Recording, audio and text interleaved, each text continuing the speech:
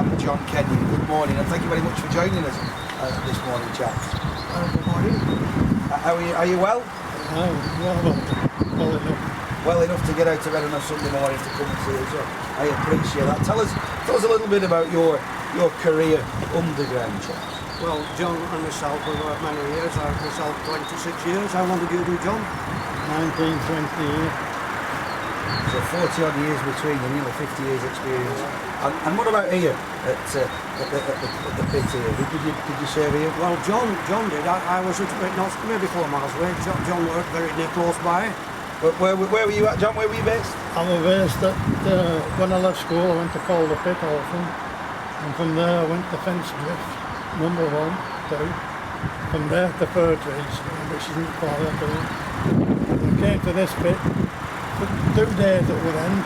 There were gas start at Fir Trees, so we went from Woodend, so they sent us down to Woodend for 2 days. Because it was all same management.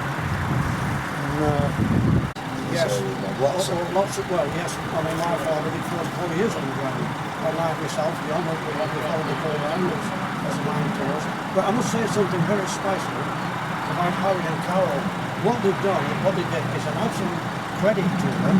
And they've had to go through many trials and tribulations to get to this museum in being. And it's a tribute to the people of Lancashire.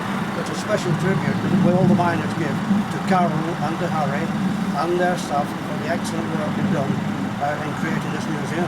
It is wonderful. Like I said, we came when it was an Arctic tundra about 2 years ago. I don't think I've been as cold in my life. It was absolutely bitter. So we're quite glad to come along now. And all the daffodils around, it's warm. It's like summer this in Ringling. It's toasty.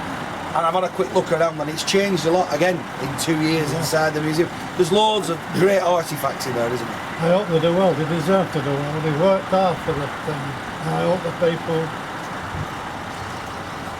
I hope they realise what they have there and come and visit it.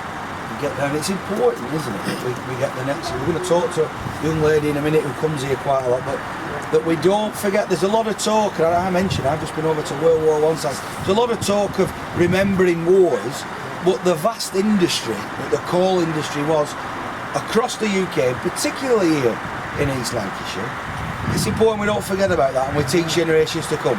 Well, yes, and this is a thing. I mean, the terrible thing about the war was that in some cases people realise that the war machine could not have worked without coal, because then all the ships, all the trains, industry and engineering for the war effort all depended on coal.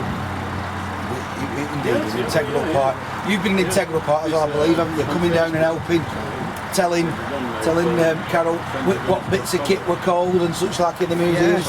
Well, and then there's pictures in there, and we've only seen this one, and it's something we've gone about because to us it was the norm. But there's a picture of a miner there laid under 18-inch scenes, and both John and myself, we were only very, very young, only 18.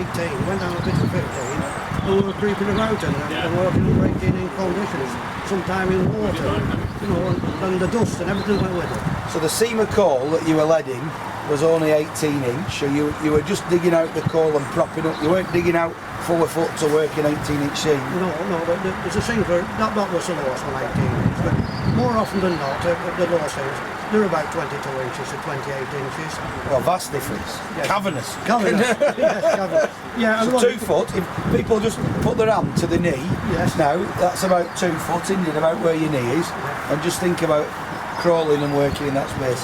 It's amazing to think about that's how you earn a living. And then we went from wooden props to hydraulic props to highly technical machinery, and that was just in my quarter of a century really. We'll catch up with you a little bit more in a second or two, gentlemen.